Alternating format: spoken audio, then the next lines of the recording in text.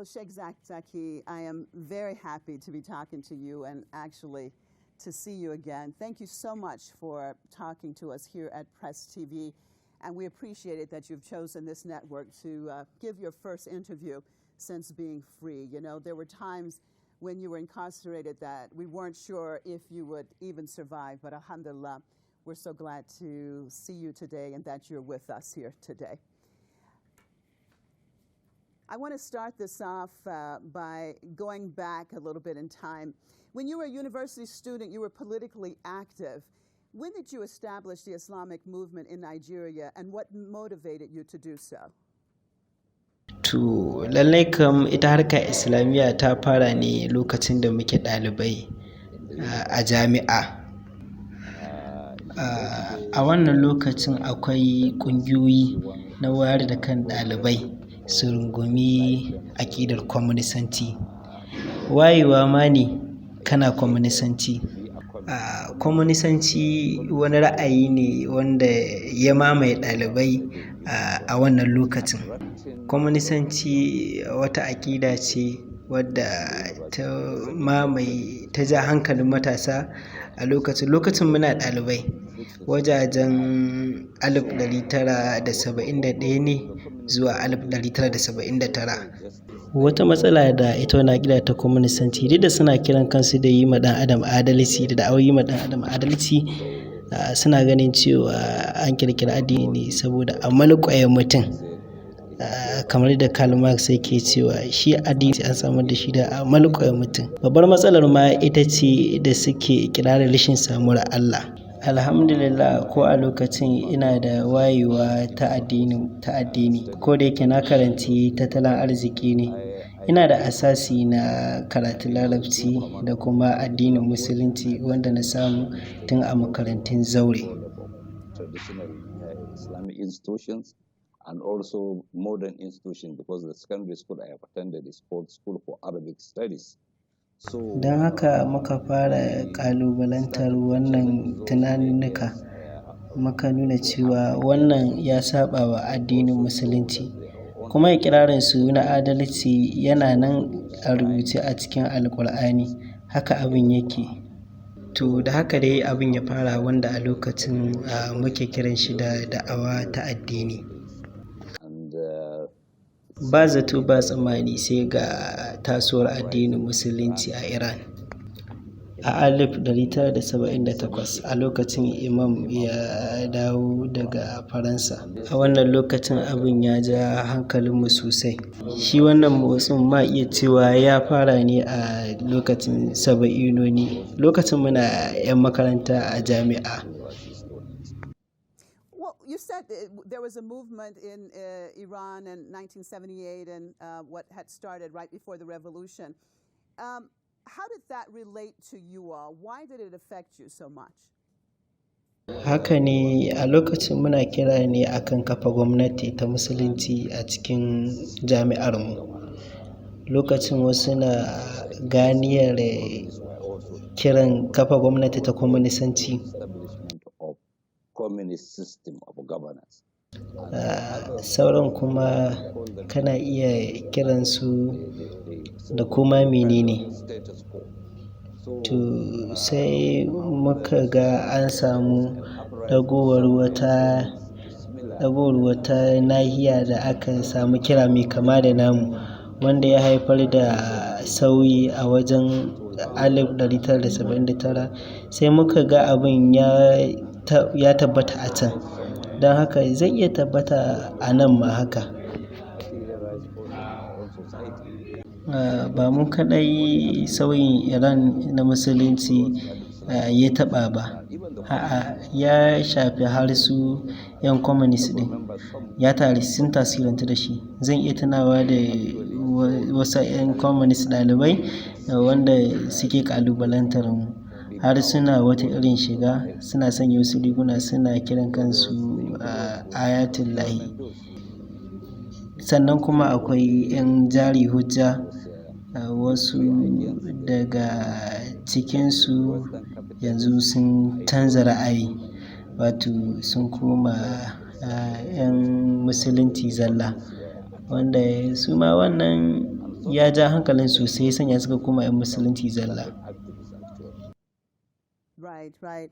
Well, and then with the establishment, though, of the Islamic movement in Nigeria, and we look over the years, you've had many ups and downs. Overall, what was your overall goal in establishing? I mean, the Islamic movement of Nigeria is to do what? What's the goal? Da farko dai bari in ɗan yi bayani. Ba mu taɓa kallon wannan kalma ta harkar musulunci a matsayin ƙungiya ko aƙida ba. A'a, shi motsi ne da yake bayyana hakan. Waiwayen lokacin da musulunci yake cin ganiyarsa. In kin tuna akwai an taɓa kafa daular musulunci kusan in kin tuna an taɓa kafa daular musulunci kusan shekara 100 da suka wuce nahiyar kafin zuwan turawan mulkin mallaka a ƙarƙashin Shehu Usman ɗan Fodiyo. Shekaru ɗaruruwa da suka wuce kafin zuwan turawa. To bayan zuwan turawa kuma shekaru 200 da suka wuce sai muka yi tunanin waiwaye don aikata irin wancan da muka rasa. Kiran ya rika shiga mutane. Mun fara da ɗalibai musulmi na makaranta. A lokacin muna da ƙungiya ta ɗalibai musulmi ta makaranta. Lokacin ni ne sakatare babba na ƙungiyar ta musulunci. Lokacin ni ne ita ce babbar farfajiya a makarantar. Sannan ita makarantar ita ce babba a Afirka baki ɗaya da ma yanzu. Na kuma zama mataimakin shugaba mai kula da harkokin ƙasashen waje a matsayi na ƙasa da ƙasa. Muna ɗalibai a harkar ta fara. Lokacin ba a ce mata harka, ana kiranta ne da ɗalibai musulmi. Sai wajejen tamanunoni bayan ba mu ɗalibai a makarantar kenan, harkar ta samu suna harkar musulunci. Don haka har yanzu muna nan a kan bakanmu cewa harkar musulunci fikira ce ba ƙungiya ba. Muna da harkar musulunci a Najeriya, harkar musulunci a Ghana, kuma akwai harkar musulunci a ko'ina. Muna da harkar musulunci a faɗin Afirka. Kai duk faɗin duniya ma akwai harkar musulunci. Don haka harkar musulunci fahimta ce ba ƙungiya ba. Right. Well, now we look at the Islamic movement of Nigeria. There's so much negative propaganda about the movement inside the country. I mean, and even we saw that the government had banned certain activities of the group. Why is that the case? You're just saying that basically it's a concept. So why all of the negative propaganda and pressure? Ina ganin hukumomi ne ya kamata su yi wannan bayanin ba ni ba in za su yi wa kansu adalci. Wasu lokutan za a keɓe waɗanda ba bainar jama'a ba.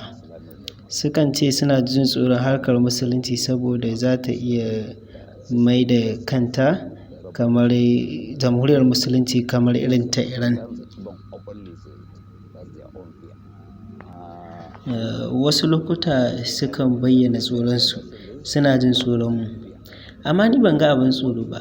Mu kalli dimokuraɗiyya mana. Me dimokuraɗiyya ke nufi? Gwamnatin mutane.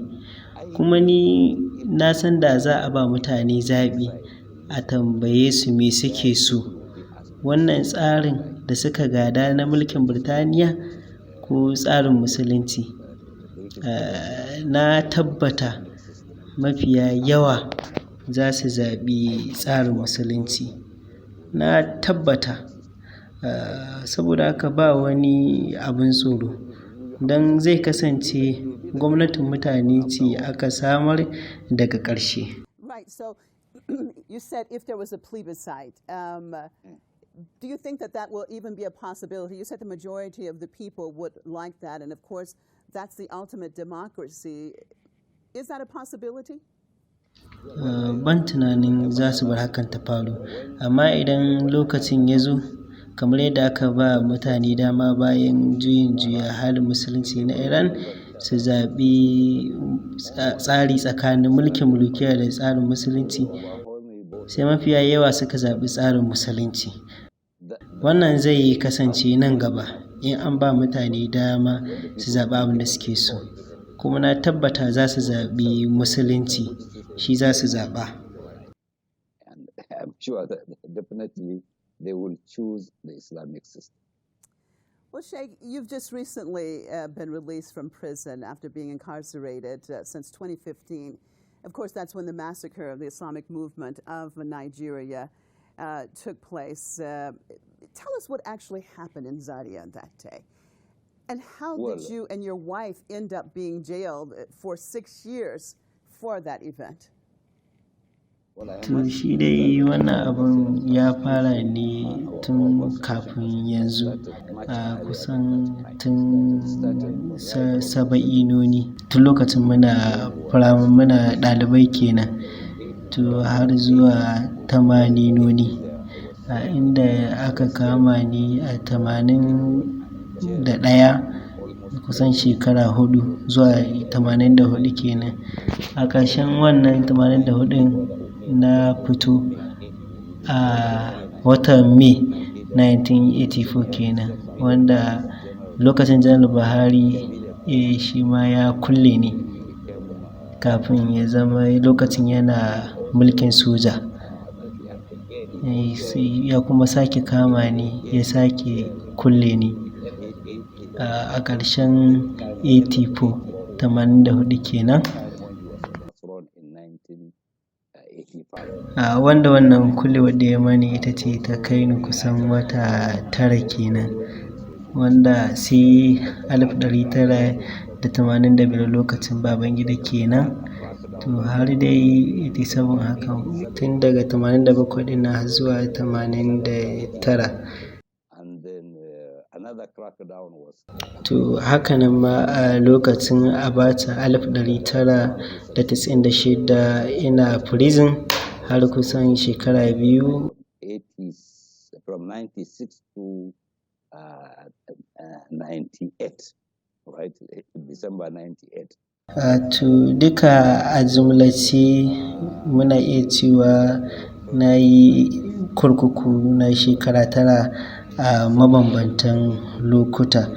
A shekara 7 a tamaninoni, sai kuma shekaru 3 a tisinoni. In the 90s. Now, during this, in the 90s. A lokacin a mulkin Abacha ne aka fara buɗe mana wuta a fili, inda aka gayyaci sojoji kawai don su buɗe mana wuta, kuma sun kashe mana wajen mutum 66. Wannan shine muke da tabbaci. Amma a wannan lokacin ishirinoni sun yi ta shirin kawo mana hari, ban san iyaka ba. Amma a shekara ta 2014 lokacin muzaharar Ƙudus sun hare mu, sun kashe mana mutane kusan 33, a ciki har da 'ya'yana 3. 33 people, including my 3 children. Kafin nan a 1985 sun fito da shirin abin da suke ce ma kisan ƙare dangi, wanda suka yi nufin su ƙarar da harka duka baki ɗaya, wanda bayanin ya zama mu cewa lallai idan suka zo za su kashe kowa da kowa ne, su ƙarar da harka ɗin baki ɗaya. Babu wani kuma abu da suke amfani da shi kawai sai bindiga kisa. Kuma kin sani ba mu amfani da wasu makamai, ba mu faɗa da wani bindiga, magana kawai muke yi. Amma amsar shine faɗa da kisa, shine faɗa kawai da kisa. Domin haka abin da ya faru a Zaria shekara ta 2014 duk shine na afka mana duk shiri ne na afka mana. Duk da cewa ba su iya kare aika-aikar da suka yi a shekara ta 2020, sun ce ba an tare hanya. Haka dai, inda gaske ne, ai gidana nesa yake da inda suke zargin an tare hanyar. Kusan nisan kilomita 3 ne. 3 kilometers. And they went to the area where I was living, opposite one of the campuses of the Ahmadu Bello University, called Congo campus. And most of a lot of people living in those quarters there, they are either students or lecturers or some people related with the campus. And actually, the quarter or that part of the city was actually built by that campus of the university. An kashe mutane masu yawa. Da yawan waɗanda aka kashe akwai ɗalibai, sannan akwai malamai, akwai ma da yawa, da kowa ma an kashe. Sun ƙona gidana zuwa toka. Sai suka sha mamaki bayan kisan ɗaruruwan mutane da ƙona gida, ni da matata da 'ya'yana muna raye da wasu 'yan uwa kaɗan. Some few brothers and sisters, were still alive. Were about 12 who were inside the house, even though the house was packed. So when they spotted us, kwana biyu kafin nan suka fara kisan. A ranar Asabar kenan, 12 ga watan Disamba shekara ta 2015, sun zo inda muke ne a 15 ga watan Disamba. Sun zo inda muke ne a 15 ga watan Disamba, inda matata da ni muka ji ciwo, munanan raunuka, wanda Allah kaɗai ya san wace irin hikima ce ya ɓoye a ƙasa wanda ya bar mu a raye. Gaskiya an harbe mu sosai da yawa, wanda ba kowane mutum ne zai tsallake wannan ba. Zan iya tunawa bayan sun gama harbi na ɗin, na rika kiran mutane har da manya a cikin gwamnatin, kai har ma da Buhari. Na ba da saƙo ga wani ɗaya daga cikinsu ya isar da sallama ta gare shi. Shi Janar Buhari na ce a ce mashi ina fatan za su ci gwamnati lafiya, kuma ya sani za mu haɗu da shi ranar ƙiyama wurin hisabi. Na fahimci daga baya Buhari ya ji wannan saƙon. So, at that time I was telling them that it's only need for my blood to finish dropping before I go. To ni abin da ya bani mamaki shine kwana 6 bayan wannan abin ya zama bani da ko ɗigon jini ɗaya a jikina lokacin da aka zo za a yi mani aikin ido.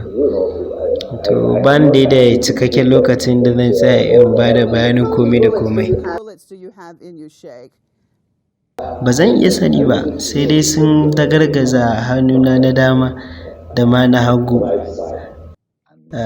Kuma daga nesa ana iya gani ya shafi wani sashen idona.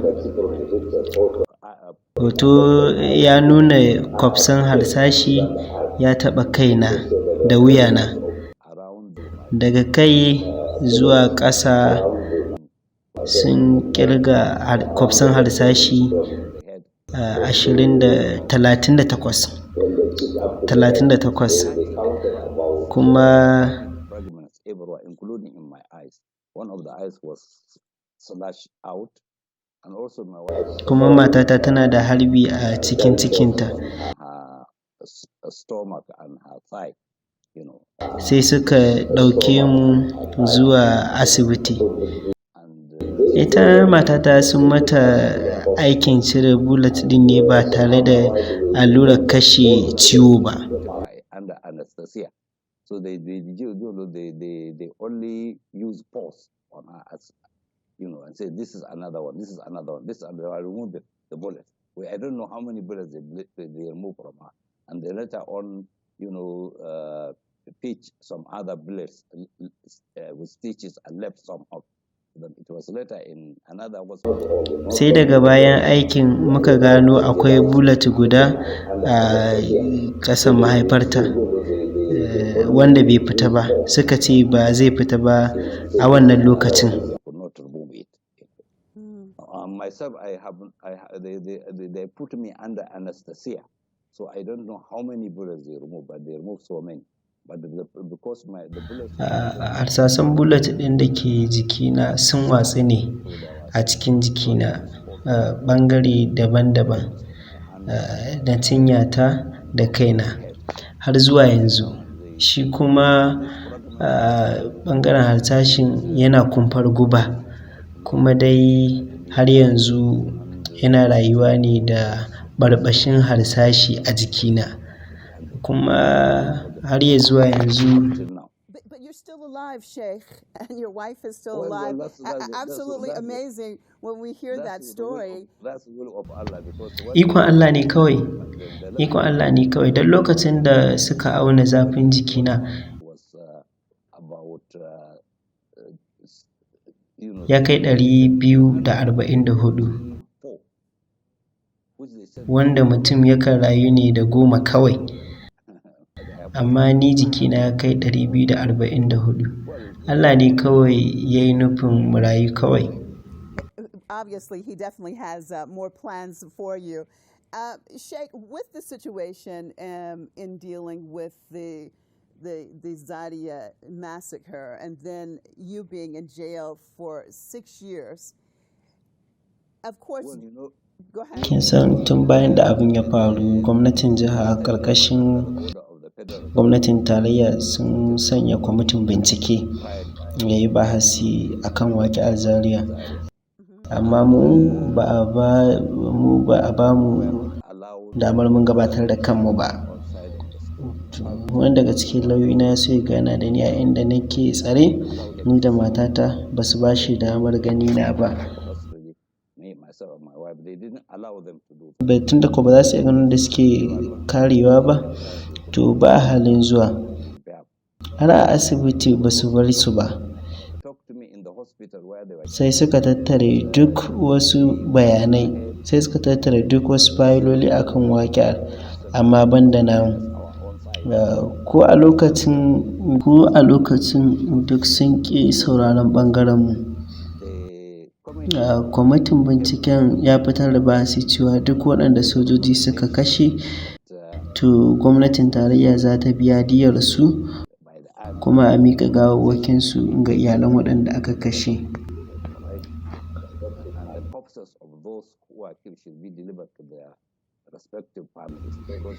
Domin babban jami'in gwamnatin Kaduna ya tabbatar da cewa sun rufe mutum 347 a kabarin bai ɗaya.